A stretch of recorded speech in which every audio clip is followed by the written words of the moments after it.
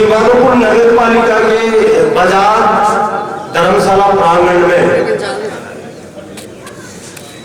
सूरज की तरह चमकने वाले मोतियों से भी महंगे कार्यकर्ता और एक एक निडर व्यक्ति को मैं नतमस्तक होके सलाम करता हूं, राम राम करता हूं, नमस्कार करता हूं।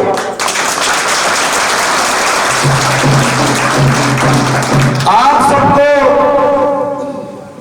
नए साल की बहुत बहुत शुभकामनाएं। नया साल आपके जीवन में खुशियां लाए, आपका जीवन मंगलमय हो, यही मैं भगवान से प्रार्थना करता हूं।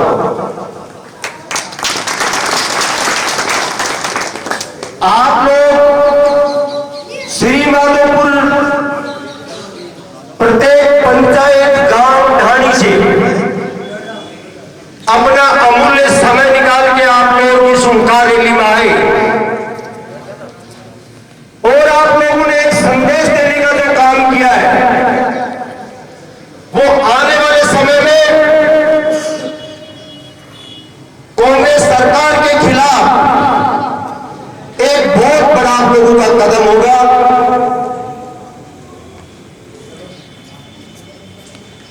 मित्रों, इस ओंकार रैली की क्यों आवश्यकता पड़ी, मैं बहुत ज्यादा समय नहीं लेते हुए, क्योंकि हमारी जिम्मेदारी यह भी बनती है कि आप लोग समय से घर पे चले जाएं, क्योंकि ठंड का समय है। मैं 2-3 बातें कह के मेरी बात समाप्त करूंगा। आज से 4 साल पहले पीछे में लेके चलता हूं आप लोगों को। जब 2018 में कांग्रेस की सरकार बनी और जिस तरीके के झूठे वादे और जनता को गुमराह करके इन्होंने सत्ता दिलाई, चाहे वो किसान कर्जा माफी की बात हो, चाहे महिला सुरक्षा की बात हो, चाहे किसानों को 8 घंटे दिन में बिजली देने की बात हो, चाहे युवाओं को भत्ता देने की बात हो, और चाहे गौशाला में आवारा पशुओं की व्यवस्था करके किसानों को राहत देने का काम हो। इस तरीके के वादे ही सरकार ने 2018 में करके और इनके नेता ने 1 से 10 तक गिनती गिन के कि 10 दिन में कर्जा माफ हो जाएगा। उस भले आदमी को ये पता नहीं कि संपूर्ण कर्जा कैसे एक स्टेट गवर्नमेंट कर सकती है, लेकिन वो एक डायलॉग मार के चले गए जो हमेशा मारते रहते हैं। और आज न किसी का कर्जा माफ हो, और जिस तरीके से कांग्रेस सरकार 4 साल में कांग्रेस सरकार का कार्यकाल रहा, उससे आप अच्छी तरह भली भांति वाकिफ है। उन लोगों ने सिर्फ अपना सरकार को बचाने का काम किया है। प्यारे साथियों, अब आगे फिर ये समय आ गया, फिर एक बार कमान आपके हाथ में होगी, फिर वो लोग मुखौटा बदल के, भेष बदल के आप लोगों के बीच में आएंगे और वही झूठे वादे करके आपको बदलाने का प्रयास करेंगे। मेरा आप लोगों से यही निवेदन रहेगा कि ऐसे लोगों को आप उनका पर्दाफाश करें और उनको गांव ढाणी और पंचायत में वो लोग जाएं, तब आप उनसे जवाब लें जो उन्होंने 2018 में वादे किए थे। और फिर उन्होंने वादे किए और वादे पूरे नहीं किए तो उसका दंड क्या होना चाहिए, मैं समझता हूं उनको धक्के मार के वहां से बाहर निकालना चाहिए आप लोगों को।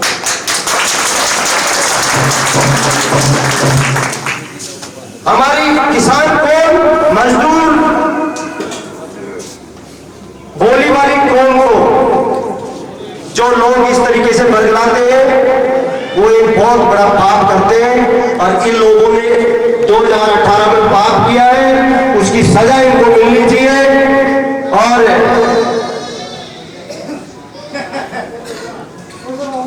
कांग्रेस सरकार अभी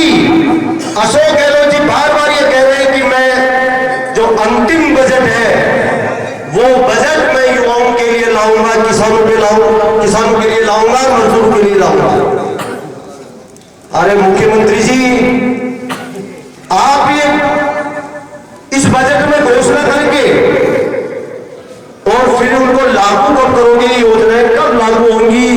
आज से 6 महीने बाद में आचार संहिता लग जाएगी। लेकिन प्यारे साथियों, मैं ये कांग्रेस सरकार की और राज्य सरकार की बात कर रहा हूं, लेकिन श्रीमाधोपुर में जिस तरीके का भ्रष्टाचार यहां के वर्तमान विधायक और उसकी लुटेरी औलाद के द्वारा जो किया जा रहा है, उसके खिलाफ ये हुकार रैली है श्रीमाधोपुर में। राजस्थान का गिना चुना शहर है श्रीमाधोपुर, जिसकी बसावट राजस्थान में अपनी अहमियत रखती है। लेकिन यहां पे चाहे फर्जी पट्टेदारी की बात हो, चाहे अवैध बिल्डिंगों की बात हो, और रोडों की गुणवत्ता की तो बात क्या करें, 10 दिन में रोड बना रहे, पीछे पीछे बन रही है। इन सब बातों को लेके हमने करीब 2 महीने पहले यहां ईओ का घेराव करने के लिए हम आए और ईओ यहां से भाग गया। मैं सीधी सीधी बात ये करना चाहता हूं कि जब मैं यहां पे ईओ का घेराव करने लाया, तब मेरे पास नगर पालिका के सिर्फ 4 आदमी थे। ये दुर्भाग्य है श्रीमाधोपुर का कि इन लोगों ने इस तरीके से डरा के यहां राजनीति कर रखी है। आदमी यहां पे चाहे व्यापारी वर्ग है, चाहे मजदूर वर्ग है, बोलता नहीं है, क्योंकि उन लोगों की जो 40 साल की राजनीति रही है, उसमें उन्होंने डरा के धमका के राजनीति करने का हमेशा उनकी ये परिपाटी रही है। मैं आप लोगों से एक विशेष निवेदन और करूंगा कि यहां पे एक बार तू, एक बार मैं,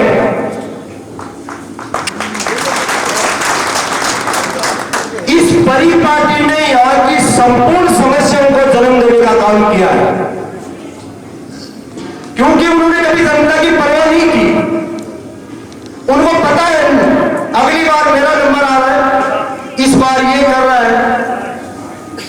मुझे तो याद नहीं आता कभी एक दूसरे का कभी विरोध किया हो। मैं उन दोनों घरानों के खिलाफ हूं और जो उन दोनों परिवारों की तरफ से जब तीसरा प्रत्याशी कोई आता है,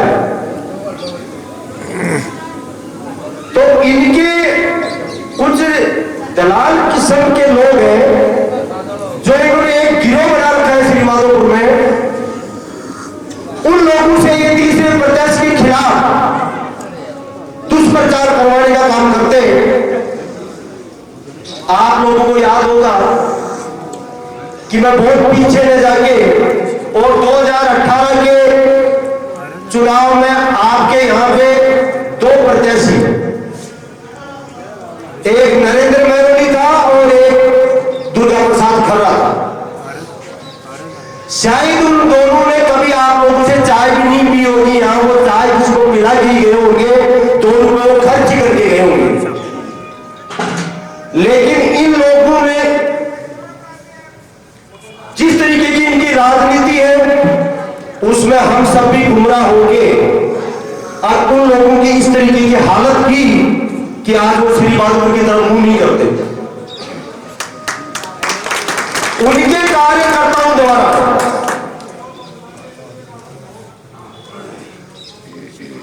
दीपेंद्र सिंह जी के कार्यकर्ताओं की तरफ से तो कहा गया कि नरेंद्र मैरोली को जावर सिंह जी ने खड़ा कर दिया मुझे हराने के लिए।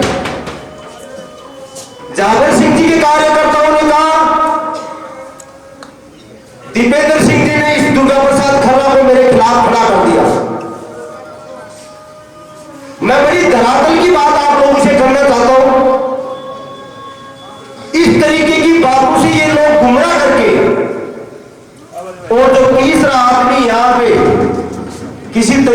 प्रयास करता है तो इनके कुछ मुट्ठी भर लोग इस तरीके के हैं जो इस तरीके का प्रचार वो करते हैं। मैं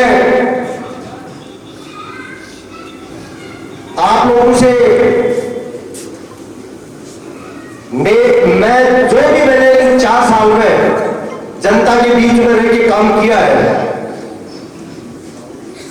चाहे वो कोरोना की बीमारी हो, कोरोना की महामारी में सोशल मीडिया के जरिए आप लोग देख सकते हैं, मेरी टीम बना के पूरे विधानसभा में, चाहे ब्लड देने का काम हो, चाहे गैस सिलेंडर की बात हो, चाहे राशन की बात हो, लगातार मेरी टीम ने कोरोना काल में भी काम किया। उसके बाद में लंपी की बीमारी आई, लंपी की बीमारी में मेरी टीम बना के देसी दवाइयां बना के हमने करीब 400-450 भाइयों का इलाज किया, गांव ढाणी में ज्यादा ही। मुझे बताइए उनमें से कौन सा जनप्रतिनिधि फील्ड में था, कहीं पे कोई सेवा कर रहा हो, तो आप मुझे बताइए, हमें तो कहीं नजर आए नहीं वो। लेकिन वो लोग निश्चित है कि मुझे 5 साल राज करना है, 5 साल के बाद में दूसरा जाएगा, तो मुझे क्यों इन चीजों की परवाह करनी। तो जो भी काम हमने किए